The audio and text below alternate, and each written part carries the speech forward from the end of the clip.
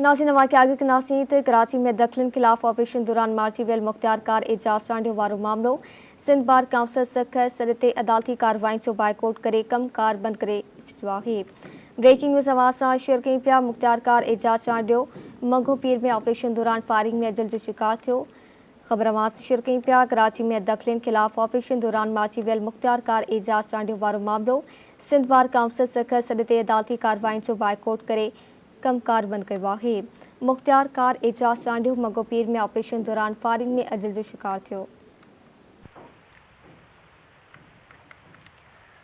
आगा कई पिया वाक़िआ कराची में दखलन खिलाफ ऑपरेशन दौरान मार्ची वेल मुख्तियार कार एजाज चांडियो वारो मामलो आहे। सिंध बार काउंसिल सखर सॾ ते अदालती कार्रवाई जो बाइकआउट करे कम कार बंद कयो आहे।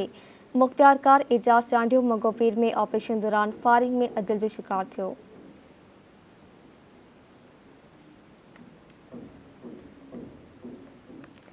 तफ़सील मालूम कंदासीं अब्दुल गफूर शेख खां। जी अब्दुल गफूर आगा कजो।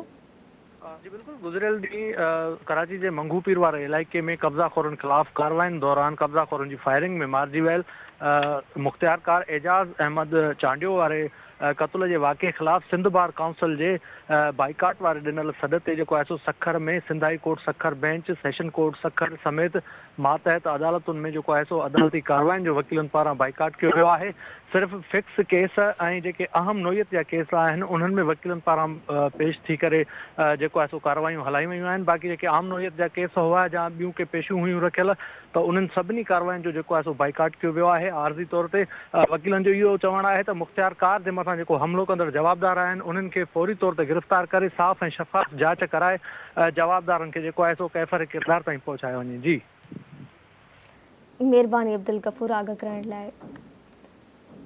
नाज़रीन वाक़िआ आगे कई पिया कराची में दखलन खिलाफ ऑपरेशन दौरान मार्ची वेल मुख्तियार कार एजाज चांडियो वारो मामलो आहे। सिंध बार काउंसिल सखर सॾ ते अदालती कार्रवाई जो बाइकआउट करे कम कार बंद कयो आहे।